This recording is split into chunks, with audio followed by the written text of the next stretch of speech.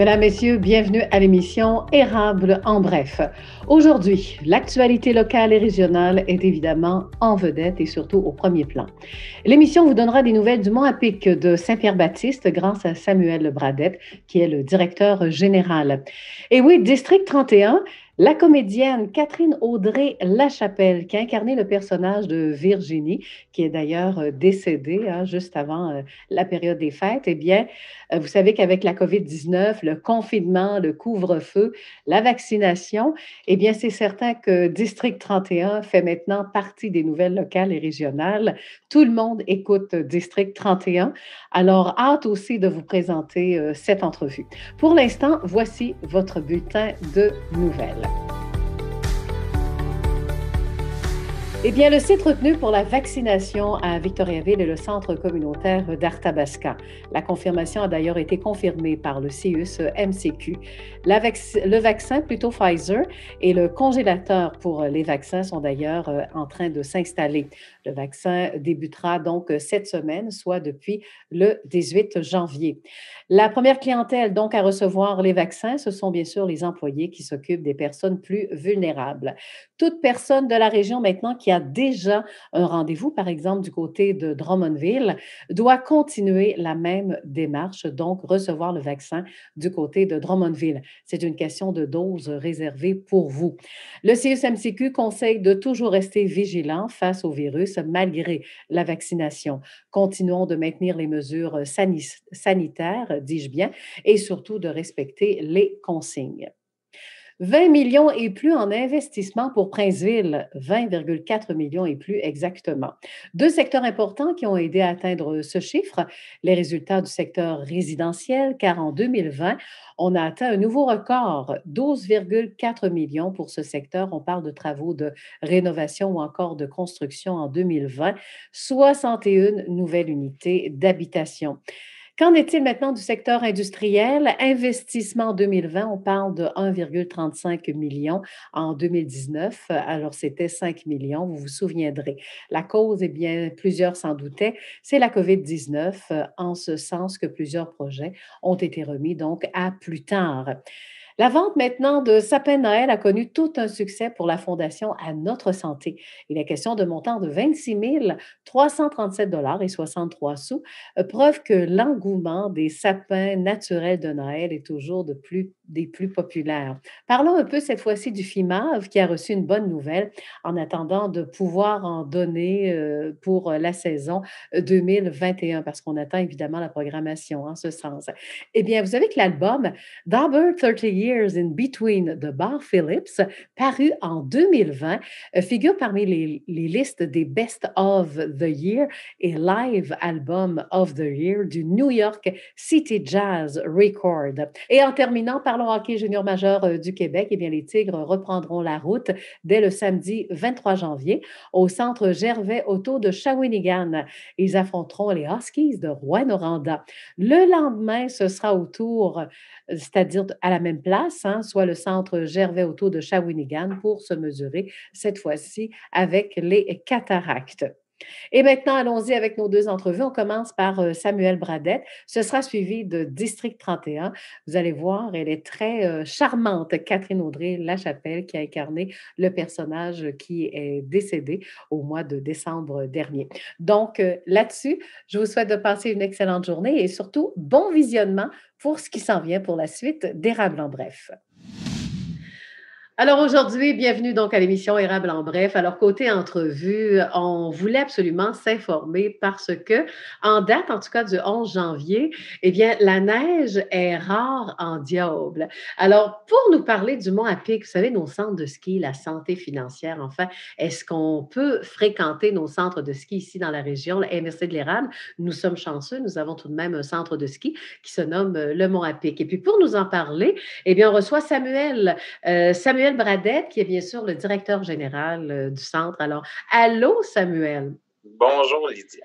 Alors, Samuel, ça me fait plaisir de vous parler. Il me semble que vous avez déjà été dans plusieurs organisations avant d'arriver au Mont-à-Pic. Voulez-vous nous en parler un tout petit peu? Oui, absolument. En fait, moi, j'ai commencé, j'ai fait un cours en loisirs à l'UQTR J'ai maintenant 30 ans, donc ça fait un petit moment que je suis sorti de l'université. Mais ensuite de ça, j'ai travaillé pour l'organisation Partenaire 12-18, qui est des maisons des jeunes là, en milieu rural. J'ai travaillé là quand même un bon 3 ans. Ensuite de ça, toujours dans l'événementiel, j'ai travaillé pour le Grand Défi à Victoriaville avant d'être engagé finalement au Mont-Apic. Qu'est-ce qui vous a incité justement à postuler au Mont-Apic? Bien évidemment, je viens de la région aussi, donc je connaissais déjà bien le Mont-Apic. Moi, je suis un joueur de hockey, fait que je venais pas énormément à la station, mais j'ai des amis qui ont passé leur enfance ici. Puis, j'étais déjà venu également avec les groupes scolaires. Je trouvais que c'était une belle petite station. Puis, je trouvais ça intéressant de revenir un peu par chez nous, finalement. Oui, puis il me semble, je vois les grands yeux de nos téléspectateurs. Ben oui, c'est Bradette qui joue au hockey. Alors, rappelle-nous les équipes. Tu as joué dans quelle équipe finalement? J'ai fait mon junior à Plessisville, là, dans le junior 2A. Ensuite de ça, j'ai joué senior à Saint-Léonard d'Aston, mais oui, j'ai joué quand même plusieurs années à Plessisville. Là. Est-ce que c'est vrai que le Mont-Apic n'est pas encore ouvert? Oui, absolument. Malheureusement, il manque en raison de la température, pas en raison du contexte de la COVID, mais c'est vraiment en raison du manque de neige qu'on n'est pas capable d'ouvrir encore. Donc, à chaque année, ça prend une trentaine de centimètres là, avant qu'on soit en mesure d'ouvrir. Puis cette année, il en manque encore, justement. On est tout près d'ouvrir, mais je dirais qu'il manque une dizaine de centimètres là, avant qu'on puisse ouvrir. Fait que c'est dommage, mais c'est notre réalité d'aujourd'hui. Donc, la journée où on annonce 10 cm et plus de neige, là, on va pouvoir cliquer en disant le Mont-Apic va ouvrir bientôt. Oui, absolument. Puis nous, on donne l'information vraiment rapidement. On suit ça de près. On suit ça à chaque semaine. Puis, pour la meilleure façon de le savoir rapidement, c'est sur notre page Facebook. Donc, notre page Facebook Mont-Apic. Sinon, les gens appellent à la station. Là, on répond là, à tout moment. Là, on donne les informations. Mais notre page Facebook, c'est vraiment là qu'on donne les dernières nouvelles. Samuel, justement, qu'est-ce qui vient de nouveau au Mont-Apic cette année? Oui, cette année, quand même, quelques nouveautés, dont on a l'éclairage. On n'avait pas de système d'éclairage auparavant. Donc, depuis la présente saison 2020-2021, on a la moitié de la montagne qui est éclairée, donc les pistes 8, 9 et 10, pour éventuellement peut-être continuer dans les prochaines années, continuer notre éclairage. Mais dès cette année, dès cette saison, il sera possible là, de pratiquer le ski de soirée. Oui. Jusqu'au 8 février, là, ce sera jusqu'à 19h. Puis l'horaire régulier, finalement, c'est jusqu'à 21h. Vous avez annoncé que vous étiez quand même en bonne situation financière. Pouvez-vous nous donner les raisons? Parce qu'on dit, bon, ben, on n'est pas ouvert, mais ça va bien quand même financièrement. Oui, absolument. En fait, ça va quand même bien, étant donné qu'on a la chance, on est appuyé par des partenaires importants qui contribuent à chaque année. On est également supporté, on est supralocaux, donc on est supporté par la MRC. Donc, il y a un appui très important encore là au Mont-Apic. Et toutes les municipalités aussi contribuent, qui ont une quote-part. Donc, à chaque année, c'est des revenus qui rentrent, qui sont importants pour la station, pour la survie de la station, puis aussi pour nous permettre de nous renouveler. Donc, chaque année, il y a quand même une stabilité de ce côté-là qu'on reçoit avec l'appui de nos partenaires. Maintenant, en tant que directeur général de la station, vous dites, il n'y a pas de neige. C'est certain qu'on n'a pas encore de canon à neige là, au Mont-Apic. Ça, c'est une réalité, il faut vivre avec. Hein? Oui, absolument. C'est notre réalité présentement en 2021. Par contre, je pense qu'on n'a pas le choix d'y penser à un système d'enneigement, peut-être à court, moyen terme. Mais c'est sûr que le conseil d'administration qui est en place, là, c'est certainement dans les priorités. Là. Oui, et ce n'est pas d'hier qu'on en parle quand même. Hein? Non, absolument. Je pense que le projet a déjà été apporté, mais c'est sûr que c'est quand même un projet d'envergure aussi. Ça prend de l'argent. Ça prend de l'argent, ça prend des appuis. Mhm. On a un bon conseil d'administration aussi. Je pense qu'on a solidifié l'organisation dans les dernières années. Donc, je pense on est prêt pour un projet d'envergure comme ça. Et bon, aujourd'hui, en date du 11 janvier, est-ce que c'est la première fois qu'on retarde aussi tard l'ouverture du centre du Mont-à-Pic? Non, en fait, c'est arrivé il y a plusieurs années. Ça arrive à l'occasion, là. Étant donné qu'on est 100% naturel, c'est des affaires qui arrivent exceptionnellement. Puis même l'année passée, on a ouvert le 18 janvier. Même réalité encore. On était prêt d'ouvrir avant les fêtes. Finalement, il en manquait un petit peu. Il y a eu un petit redout. Fait que ça nous a repoussé finalement au 18 janvier. Donc là, cette année, on était un peu dans la même situation. Là, mais Bon. Si à on la prend.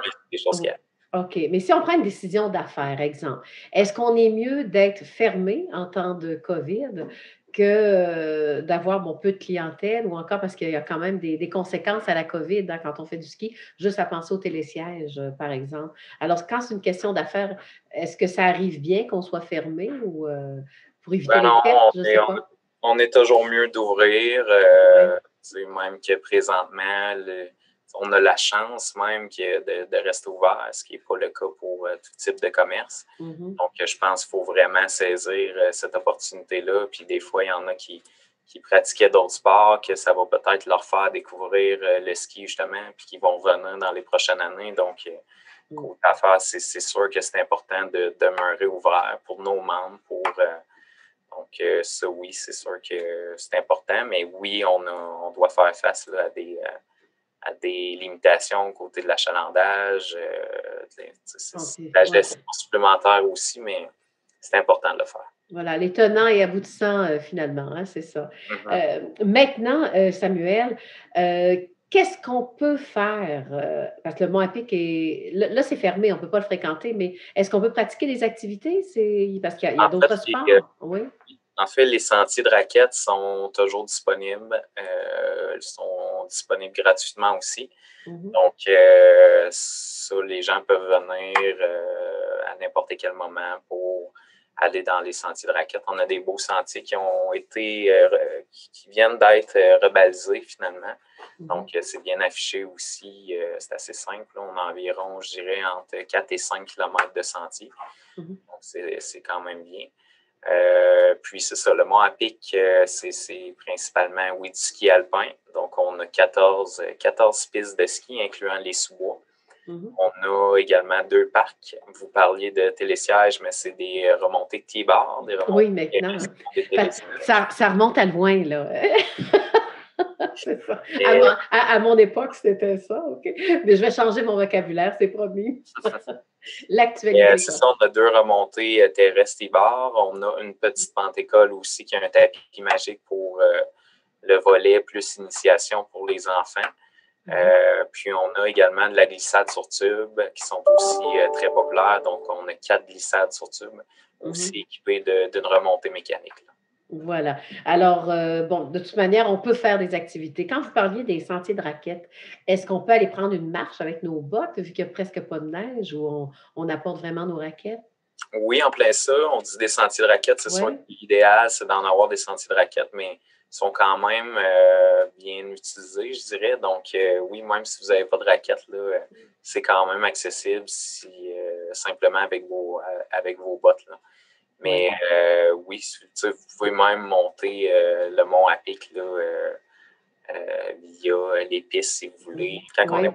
pas ouvert, évidemment. Donc, en ce temps de COVID, on sait que même le gouvernement le dit, là, d'aller prendre l'air, là. On a beau être confiné, mais ça devient une priorité, là, aller prendre des marches ou faire de la raquette. Là. Allez-y, donnez-moi un message là, pour nous motiver aussi à faire du sport. Mhm. Oui, absolument, mais je pense que c'est très important de se garder actif, surtout dans une situation dans laquelle tout le monde est plongé. Mm. Puis nous, ici à la station, on a vraiment tout mis sécuritaire pour que le monde vienne et qu'ils se sentent aussi en sécurité. Fait que toutes les consignes sont suivies à la lettre. On a vraiment tout mis un protocole sanitaire qui est très sécuritaire. Donc, le monde peut venir, c'est une des seules activités physiques qui est possible de faire. Donc, Je trouve que c'est encourageant, c'est le fun de pouvoir le pratiquer. Je trouve que c'est une belle chance pour nous. Puis, c'est ça, ce que je peux dire au monde, c'est qu'ils peuvent venir en toute sécurité, puis que c'est important, évidemment, de se garder actif. Voilà. Alors, donc, est-ce qu'on peut rentrer dans le chalet quand vous parlez de conditions sanitaires? C'est très limité. On a un nombre limite on a un maximum qui est établi à 15 personnes. Donc, c'est sûr que quand le ski est ouvert, il ne faut pas nécessairement se fier au chalet pour se réchauffer pour dîner, mais on va gérer quand même, il va y avoir des temps limites là, qui vont être autorisés pour les personnes. Puis on a installé aussi un chapiteau à l'extérieur pour se changer. Là. Donc quand les gens arrivent, ils peuvent aller changer leurs bottes à l'intérieur du chapiteau qui est tempéré aussi. On a mis un petit système de chauffage à l'intérieur. Donc, c'est des installations supplémentaires. On a construit aussi une billetterie extérieure. Donc, c'est possible de se procurer un billet journalier via la billetterie extérieure. Donc, c'est des ajouts qui ont été faits là, en lien avec la COVID. Là. Voilà. Ben, merci beaucoup, Samuel Bradette, puis bon succès. Puis aussitôt que les portes ouvriront, en tout cas, vous enverrez des belles images, des photos qu'on pourra peut-être distribuer. Alors, merci beaucoup. À la prochaine. Hein? Merci. À la prochaine. Bye-bye. Alors, je m'entretenais avec Samuel Bradette, donc le directeur général du Mont APIC du côté de la MRC de l'Érable. Alors aujourd'hui, la TVCE vous réserve une très belle surprise. Vous allez même nous adorer, en ce sens que, au fait, est-ce que vous avez écouté l'émission District 31? Oui, je n'ai manqué aucune émission. Vous avez raison, c'est une émission culte et en plus, imaginez les codes d'écoute. Alors, pour nous en parler, parce que je pense que les gens ont eu de la peine au mois de décembre, oui, un décès dans l'émission, un personnage, Virginie Francoeur, qui est interprétée par Catherine Audrey-Lachapelle. Et justement, nous avons Catherine Audrey avec nous aujourd'hui. Bonjour! Comment ça va, Catherine Audrey? Bonjour, ça va super bien, merci. Parle-moi un peu de ton expertise parce que ça a l'air que dans District 31, tu n'étais pas supposée être là très longtemps. Hein? C'est vrai ou faux? C'est tout à fait vrai. En fait, c'était supposé être ce qu'on appelle un one-shot deal là, en bon français. Une seule fois? Oui, une seule fois, une scène à la saison 1, épisode 11 précisément. Oui, c'est ça. Alors, je suis arrivée avec mon texte bien appris, puis parce que ça va très, très vite. Hein? Oui. Donc, quand on arrive là, ça peut être stressant, évidemment, les premières fois, mais c'est ça. Alors, on arrive préparé, et puis j'ai fait ce que j'avais à faire, et puis il semblerait que ça ait mis la puce à l'oreille de Luc Dionne, puis qu'il a voir jusqu'où ça pouvait se rendre, ce personnage-là. Ben, c'est ça, parce qu'il a rajouté du texte justement pour garder ton personnage, hein? C'est ça? Oui, c'est ça. C'est tout à fait ça. C'est rare.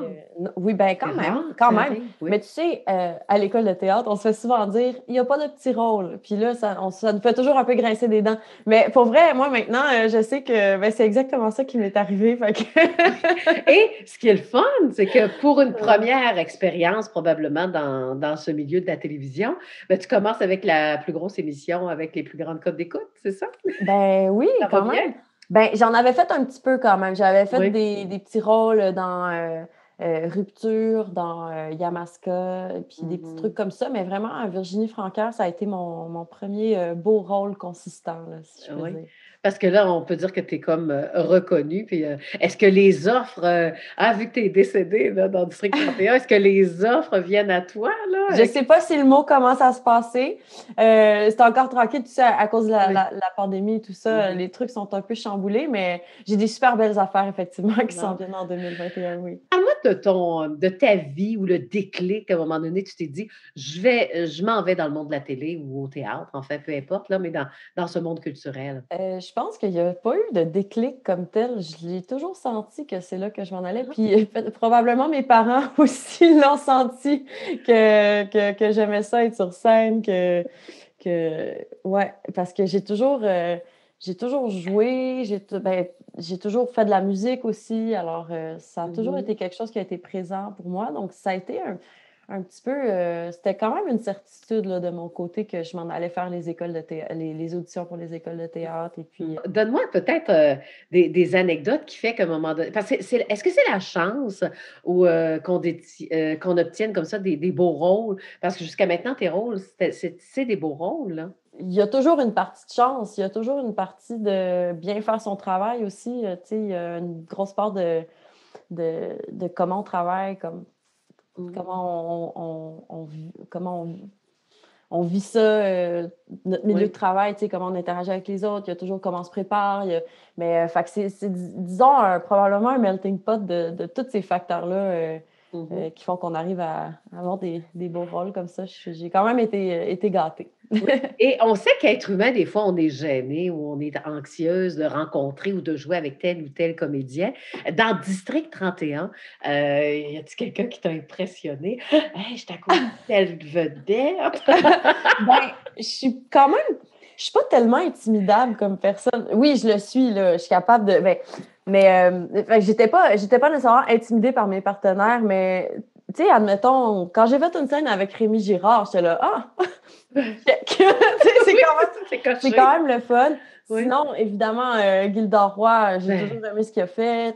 J'étais super contente de travailler avec lui. Puis en plus, on s'entendait super bien pour tout ce qui est de la musique, le vieux country. On en a chanté du Hank Williams là, sur le plateau.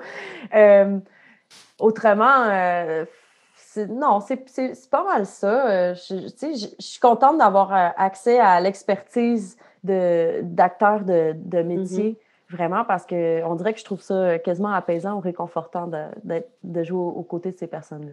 Oui, mais vu que tu parles de musique, là, pour les gens qui te connaissent un petit peu moins, là, plus aujourd'hui à cause de District 31, mais le côté musique, c'est quoi? T'es chanteuse? C'est quoi? Raconte. Oui, chanteuse. Je suis auteure, Voilà. compositrice, interprète, pour être plus précise, là, vraiment. Et puis, en ce moment, j'ai un duo avec mon conjoint.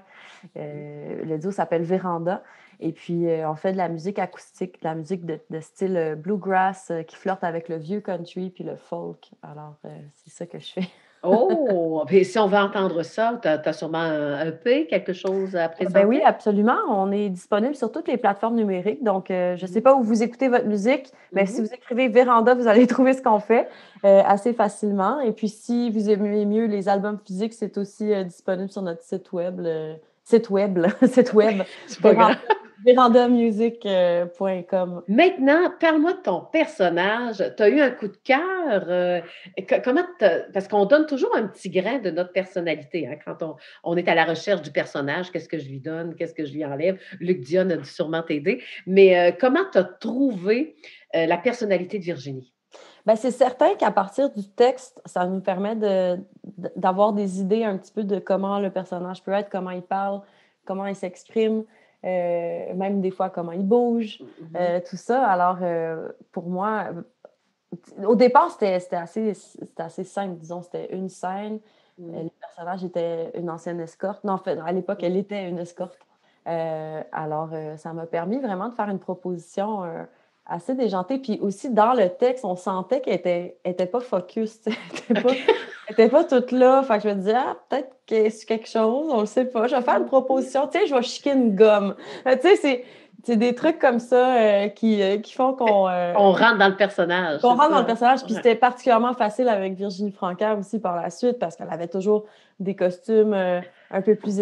des habits un peu plus excentriques. Alors, ça m'a vraiment permis de faire une proposition puis de la pousser quand même loin pendant... Oui. J'ai envie de te poser une question parce que souvent, des acteurs vont dans le milieu pour mieux s'approprier le personnage. As-tu été voir un peu dans le milieu des escortes? Mais je vais te dire quelque chose, ben, franchement. Ah ouais, C'était pas la première fois que je me faisais caster dans ce type de rôle-là. Je sais pas si je dégage de quoi... D'assumer une féminité exacerbée, quelque chose, je sais pas. C'était pas mon premier rôle du genre, mais vraiment, ce qui était agréable, c'était de pouvoir donner à Virginie vraiment son côté humoristique.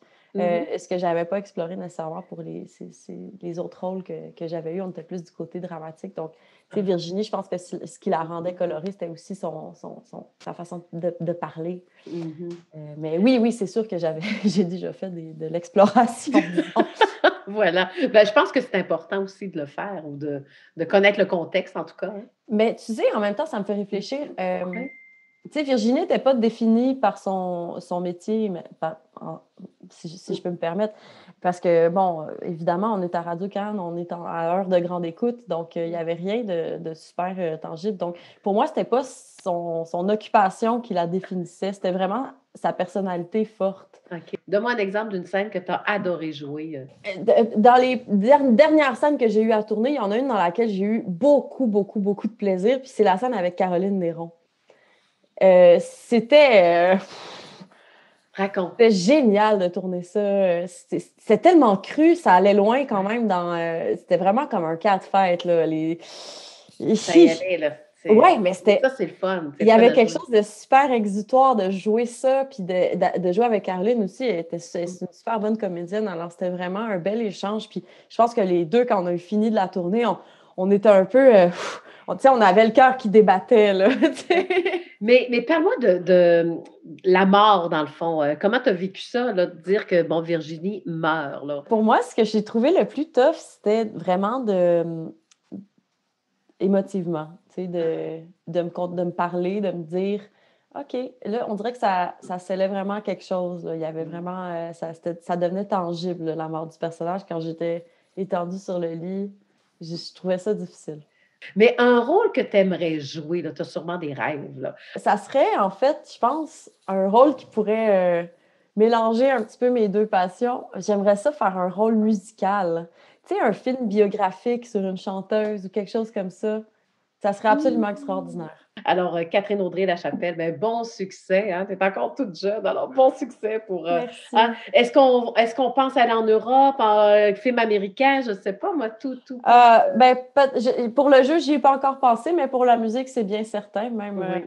on était supposé avoir des belles tournées. On était supposé justement aller en Europe, en Suisse l'été dernier. Mais tout ça, ça va être repris. Alors, je vais pouvoir me produire sur toutes sortes de scènes et j'ai très hâte. Ben, bon succès. Merci. En espérant que l'émission Érable en bref vous a plu, vous voulez absolument qu'on parle de vous, allez-y par courriel tvcérable@commercialoutlook.com ou encore question de revisionner nos émissions ou encore toutes nos entrevues qui sont individuelles sur notre site. Allez sur notre site web tvc.org. Bonne semaine.